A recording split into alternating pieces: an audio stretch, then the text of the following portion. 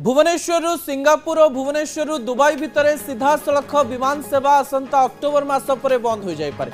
विभिन्न online booking platform रे October पर एही रूट रे सीधा सड़क विमान टिकेट उपलब्ध न हेबा यार संकेत दैछि। दुबई रे रहुतबा प्रवासी ओडिया समाज पक्षरु कहा जायछि जे भुवनेश्वर दुबई भितर इंडिगोर सीधा सड़क विमान सेवा बंद हेले यह ओडिशार पर्यटन व्यवसाय और अंतर्जातीय संयोगीकरण पई एक बड़ धक्का हबो।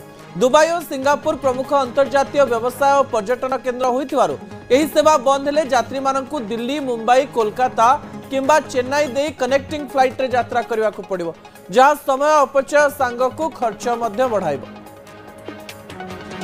हजार हजार लोक इवन जीसीसी कंट्रीज रो लोक माने एतरे बेनिफिटेड होतले एवं ए बाटे यूरोप भी लोक जाउतले।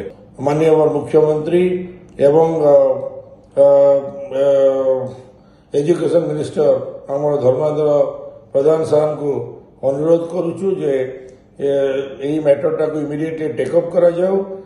देखिया गले ओडिसा ग्रो करूची तो हम माने गोटे स्टेप नैथिले आगो को जाई कि किंतु एटा गोटे we are taking back tracking गोटे पछ आडू हम स्टेप नौचे तो सरकार माने एटा चिंता करिवार थिला before they take this decision.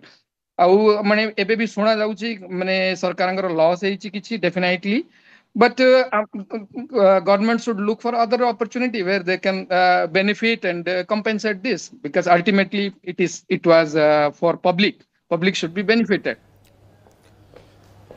2023 रु भुवनेश्वर दुबई एवं सिंगापुर मध्य सीधा सड़क विमान सेवा आरंभ होइतिला। सेतेबेले राज्य सरकार चुक्ति करथिले जे एही रूट रे विमान सेवा जोगाइबारे जदि क्षतिर सम्मुखीन हुए एजेंसी तेबे वायबिलिटी गैप फंडिंग रे एजेंसी को क्षति भरणा करा जिवो। राज्य सरकार के पक्षरु 3 मास हला क्षति भरणा अर्थ दिया जाय नथिबारो विमान सेवा बंद होई जिवारो आशंका करा जाउछि। वाणिज्य और परिवहन मंत्री विभूति जेना कहिसंति जे जदि विमान ने यात्रींकर संख्या आसान रूप रुहे तेबे सरकार ए फंडिंग बंद रखिबे बोली चुक्ति होइतिला। दुबई रो विमान सेवारे स्वच्छता न थिबारु एही फंड बंद अछि। परवर्ती समय रे ए दिगरे सरकार चिंता करूचंती बोली मंत्री कहिसंती। सेडे भुवनेश्वर विमानबंदर निर्देशक कहिसंती जे जदियो दुबई और सिंगापुर को यात्रींकर संख्या कमिछि किंतु विमान सेवा बंद होई नाही। आगकु विमान सेवा बंद हेबार कोनोसी योजना मध्ये नाही। एले दुबई एबे तार सच्छलता हवा कारणरू आमे ताकू बंद करछु। जदि आवश्यक पड़े जे आमे बीजीएफ न पाइले से बंद कर दबो ताकू मते सरकार चिंता करिया दरकार अछि लोकन को सुविधा पाए। एबे सिंगापुर कथा होछि, सिंगापुर मध्ये दिया जाउछि बीजीएफ रे आमे केंद्र और राज्य रो शेयर रे ए कथा को आगु बढ़ा जाउछि।